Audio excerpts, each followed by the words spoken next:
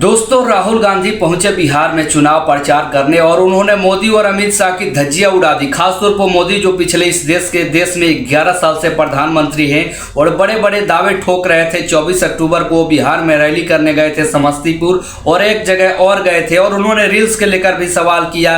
वो ट्रेन में जिस तरह से यात्रियों को परेशानी का सामना करना पड़ता है, टिकट मिलना तो बिल्कुल असंभव और बिल्कुल ऐसे भर भर के आदमी आते हैं। वो दृश्य भी देखना एक बहुत ही ऐसा लगता है कि शायद ऐसे इंसान आ सकते हैं। वो भी सबका पोल खोल के रख दिया। दोस्तों, कल पटना में राहुल गांधी का रैली था और ये बिहार चुनाव का उनका पहला रैली था और उन्होंने एनडीए सरकार की धज्जियां उड़ा कर रख दी और जितने भी काले कारनामे थे और जितने भी धोखा किया गया था बिहार के द्वारा, नीतीश कुमार के द्वारा, इस एनडीए सरकार के द्वारा और इस 20 साल की सरकार की उन्होंने बिल्कुल पोल खोल के रख दिया और सरकार बिल्कुल विफल रही है।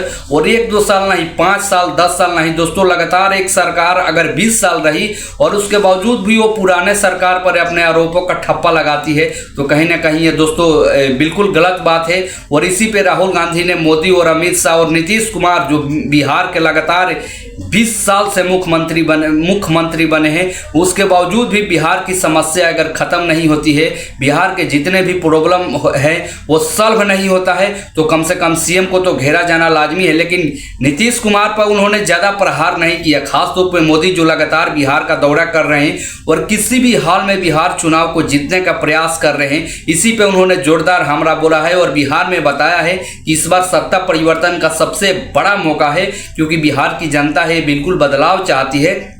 अब देखना होगा कि राहुल गांधी की इस पहल को जनता कितना अमल करती है। हालांकि इससे पहले जो तेजस्वी यादव और राहुल गांधी का जो रैली था वोट चोरी के खिलाफ, वो काफ़ी सक्सेसफुल हुआ था और ऐसा कहा जा सकता है काफ़ी ब्लॉकबस्टर हुआ था।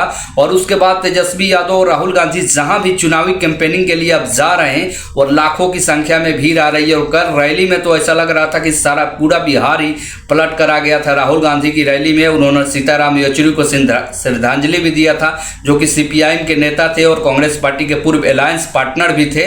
तो उसके बाद दोस्तों राहुल गांधी का प्रचार पूरी तरह से शुरू हो चुका है बिहार विधानसभा चुनाव में और मोदी को उन्होंने धज्जियां उड़ा के रख दिया और इस बार बोला कि बिहार की जनता इस बार बदलाव चाहती है। और सच में दोस्तों ये सरकार बदलनी चाहिए क्योंकि कोई भी सरकार अगर परमानेंट रहती है तो ये जनता के लिए भी सही नहीं है और उस प्रदेश के लिए भी सही नहीं है क्योंकि प्रकृति का नियम ही बदलाव है और बदलाव होता रहता है तो शायद काम भी बेहतर होता है। और जो सरकार हमेशा बदलती रहती है उसको भी लगता है कि ये जनता ने हमें नौकरी पर रखा है, अगर हम अच्छे काम नहीं करेंगे तो शायद आने वाले चुनाव में बदल जाएंगे। तो इस बार देखते हैं दोस्तों बिहार में क्या होता है। बिहार में जरूर सत्ता परिवर्तन होना चाहिए।